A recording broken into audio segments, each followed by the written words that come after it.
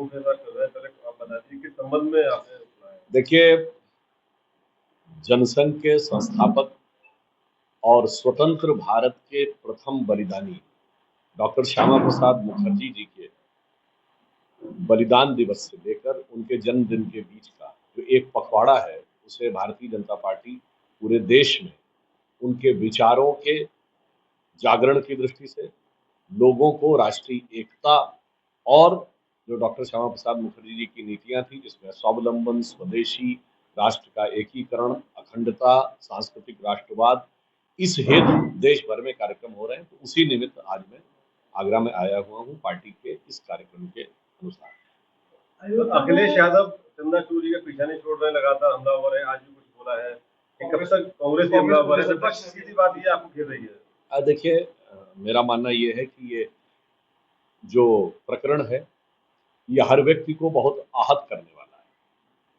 और मैं स्वयं एक बालक के रूप में अप्रैल 1987 में अयोध्या में राम मंदिर निर्माण की संकल्प रैली में भी गया था। 9 नवंबर 1989 को हमने हॉस्टल में शिला पूजन भी किया था। तो एक राम भक्त कारसेवक के रूप में ये हमें व्यक्तिगत रूप से भी बहुत पीड़ा देने वाला है, परंतु सरकार ने इसमें पूरी तत्परता और प्रामाणिकता के साथ कार्य किया। पहली बात मैं तकनीकी दृष्टि से बताना चाहता हूँ कि ट्रस्ट में कार्रवाई करने की लीगल व्यवस्था ये है कि जब किसी भी ट्रस्ट की बात होगी तो ट्रस्ट पहले कार्रवाई करेगा, फिर सरकार करेगी, परंतु सरकार ने ऐसा नहीं किया। सरकार ने सीधे एसआईटी का गठन किया। दूसरी बात, जो भी लोग कहते हैं कि तत्काल गिरफ्तारी होनी चाहिए थी, तो कोई भी कदम साक्ष्यों के आधार पर निकाला जाना चाहिए। एसआईटी की पूरी रिपोर्ट नहीं आई, प्राथमिक रिपोर्ट आई, उसमें जो प्राथमिक साक्ष्य आए उसके आधार पर गिरफ्तारियां और कार्रवाइयां। इसके आगे की कार्रवाई के संदर्भ में जो लोग ये बात कहते हैं, तो उसमें भी यह बात स्पष्ट है कि जो जांच एजेंसियां हैं, पुलिस, वो पुख्ता सबूतों के आधार पर ही कदम उठाएगी, ताकि जो भी चार्जेस फ्रेम हो वो उच्च न्यायालय, उच्चतम न्यायालय तक भी न कटे। ये नहीं होना चाहिए कि आपने भावावेश में कहा 100 लोगों का नाम डाल दो, 50 लोगों का नाम डाल दो और पहले ही बार में उसमें से 90 या 40 नाम हट गए। इसलिए सरकार पूरी प्रामाणिकता से कार्य कर रही है और मैं कह सकता हूं कि ये इसलिए बहुत कष्टकारक है। कहा जाता है कि भगवान राम का नाम लेने से पाप कटते हैं, पर यदि राम के धाम में राम के नाम पर किसी ने पाप किया है तो उसे मुझे लगता है कि शायद साक्षात ब्रह्मा जी भी नहीं बचा सकते। तो हम आश्वस्त हैं कि योगी जी की सरकार उत्तर प्रदेश में और मोदी जी की सरकार की जो प्रतिबद्धता है, वो इस विषय के ऊपर जो जो दोषी पाया जाएगा उसको कठोर दंड सुनिश्चित करेगी। तो उन दोषियों को राजदंड भी मिलेगा इस लोक में और धर्म दंड भी मिलेगा परलोक में। हम इस विषय को लेकर लेकिन इसमें इन्होंने कहा कि निष्ठा और निगरानी, जैसे निष्ठा जी ने शुरुआत में कहा, तो अब आगे से ऐसी चीजें ना हो। देखिए, क्या आपको लगता है? मेरा विचार ये है कि पहली जो प्राथमिकता है एसआईटी की, उसका मैंडेट ये है कि एक एक तथ्य की बारीकी से जांच करके वास्तविकता तक पहुंचना। फिर जो दूसरा विषय है कि जब पूर्ण रिपोर्ट आ जाएगी और पूरा विषय सामने आ जाएगा, तब ये तय होगा कि कौन सी व्यवस्थाएं की जाए जिसके कारण से आगे न होने पाए। मगर मैं ये भी कहना चाहता हूँ कि साहब, ये सवाल कौन कर रहा है? वो जो कहते थे अयोध्या यहाँ थी ही नहीं, जो ये कहते थे राम हुए ही नहीं थे, जो ये कहते थे साबित करो कि राम हुए थे कि नहीं, तो मणिशंकर अय्यर ये कहते थे कि इतने हजार कमरे थे राजा दशरथ के महल में, तो पहले ये बताओ कि यहाँ हुए थे कि नहीं। अर्जुन सिंह ने जाकर एक ऐसी प्रदर्शनी का उद्घाटन किया था जिसमें भगवान राम और माता सीता को भाई बहन बनाया गया था। मुझे लगता है कि जो लोग निमंत्रण देने पर कांग्रेस पार्टी ने लिखित में दिया कि हम नहीं आएंगे, देखिए आपके यहाँ घर में कोई शादी हो, आप निमंत्रण दे, जाए ना जाए आपका अधिकार है, और अगर आप लिख के दे रहे हैं कि मैं नहीं आऊंगा, इसका मतलब आप निमंत्रण देने वाले का अपमान करना चाह रहे हैं। तो जिन्होंने अयोध्या को अपमानित किया, जिन्होंने अयोध्या को लांछित किया, जिन्होंने अयोध्या को कलंकित किया, जिन्होंने सरयू को रक्त रंजित किया, वो ये कहें कि आज वो चिंतित है, तो मुझे लगता है देश का प्रबुद्ध जनमानस ये समझता है कि वो चिंतित नहीं है, वो अंदर से आनंदित है। क्यों?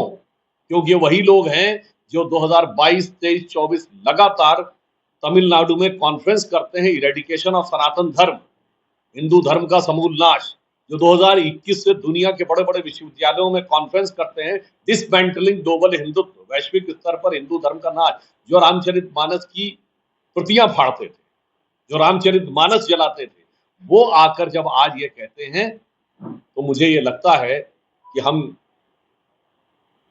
रामायण की कथा में भी ये स्थिति है कि भगवान को भी एक बार शक्ति लगी थी और लक्ष्मण जी को भी नागपाश लगा था। तो आज हम कह सकते हैं भगवान की आस्था पर नागपाश लगा है, परंतु जब लक्ष्मण जी को शक्ति लगी थी और संजीवनी बूटी लेने के लिए हनुमान जी जा रहे थे, तो रास्ते में एक रावण का दूत जो था, जो अंदर से राम विरोधी था, रामद्रोही था, वो राम के भक्त का रूप धरकर काले नेमी भगवान हनुमान जी को रोकने का प्रयास कर रहा था और भजन करने लगा कि साहब मैं तो बहुत बड़ा भक्त हूं।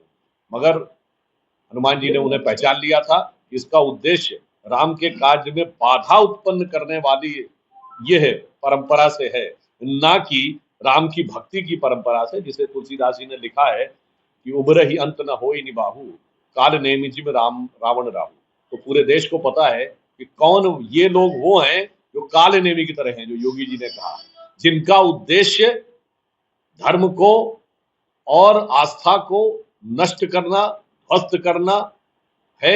इसलिए जनता उसको भी भली भांति समझती है और जनता के नीर क्षीर विवेक पर हमें पूर्ण विश्वास है। आज यूपी के जो प्रभारी हैं राजेंद्र पाल युवा जागरा आए थे, उन्होंने जब कहा, उनका एक बयान आया है कि जो चंपत राय जी हैं वो पूरे केंद्र में है चोरी की। उन्होंने कहा कि 400 प्राइवेट सिक्योरिटी गार्ड वहाँ क्यों लगाए गए, सरकारी अगर होते तो चोरी का पता चल जाता। देखिए, इसके लिए SIT की आपको जांच की रिपोर्ट आने की प्रतीक्षा करनी चाहिए। मगर मैं पुनः ये कहना चाहता हूँ, जो लोग सवाल पूछ रहे हैं उनसे भी पूछना चाहिए, उसमें से कौन लोग राम मंदिर गए, बुलाने में नहीं गए, और 3 पीढ़ी बाबर की मजार पे गई। 1954 जवाहरलाल नेहरू, 1968 इंदिरा गांधी, 2005 राहुल गांधी अलॉन्ग विद मनमोहन सिंह। तो मतलब साफ समझ में आता है कि कौन किस भाव से कह रहा है, क्योंकि राजनीति की जब आप बात कर रहे हैं तो राजनीति में क्या कहा जा रहा है इससे ज्यादा महत्व होता कौन कह रहा है। तो जो आरोप क्या लगाया जा रहा है उससे बड़ा महत्व होता कौन लगा रहा है, तो वो अभी स्पष्ट नहीं है। इस मुद्दे का लगातार विपक्ष उठा रहा है, इसलिए मतलब 2027 चुनाव है, तो कितना देखते हैं इसको, कितना फर्क पड़ेगा इस मुद्दे पर? देखिए, हमारे लिए श्री राम जन्मभूमि का मंदिर, चुनाव तो क्या, राजनीति का भी मुद्दा नहीं, ये भारत की अस्मिता पहचान का मुद्दा है, जो 500 वर्षों के संघर्ष के बाद उभर कर यह मुद्दा, जो जिसे कहते हैं स्वाभिमान की पुनर्स्थापना हुई है। हाँ, उनके लिए राजनीति का मुद्दा, जैसे आपने कहा उन्हें 2027 का चुनाव नजर आ रहा है। ये वही लोग हैं ना जिनके नेता वकील का चोला ओढ़कर सुप्रीम कोर्ट में कहे थे कि इसका निर्णय अभी मत आने दीजिए, 2019 के चुनाव के बाद ले जाइए, कपिल सिब्बल।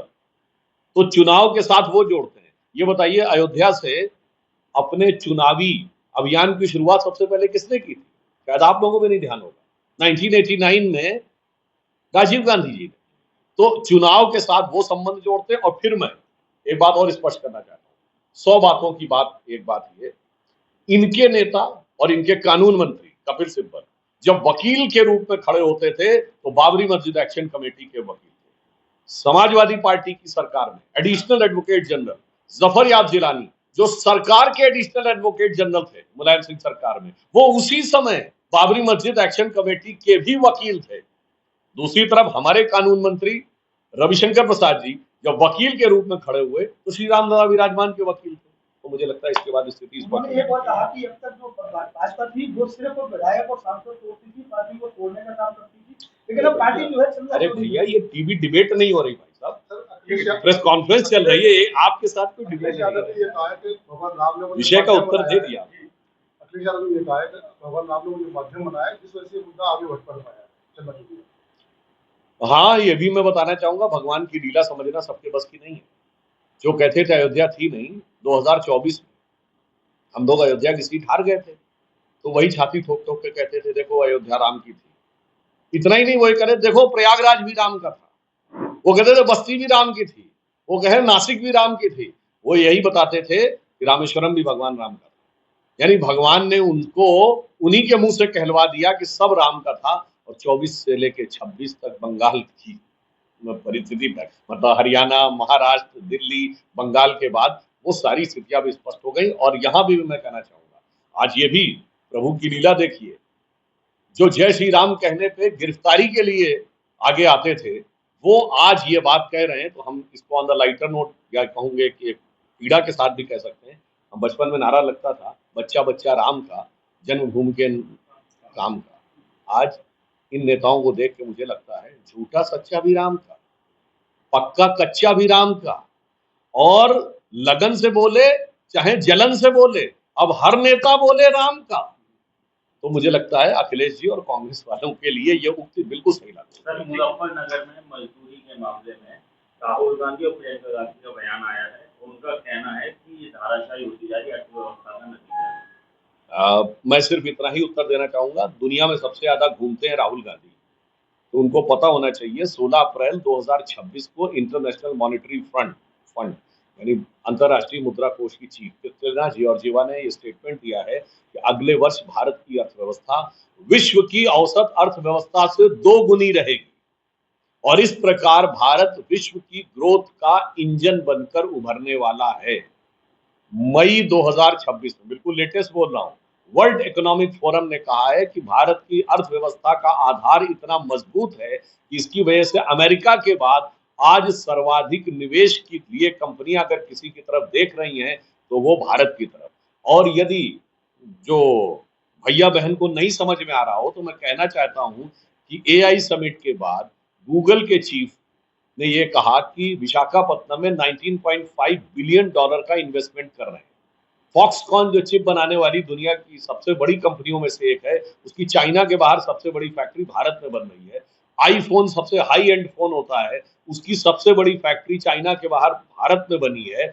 और सैमसंग जो दुनिया में मोबाइल हैंडसेट की सबसे बड़ी कंपनी है, उसकी दुनिया में सबसे बड़ी फैक्ट्री भारत में ही नहीं उत्तर प्रदेश के नोएडा में है।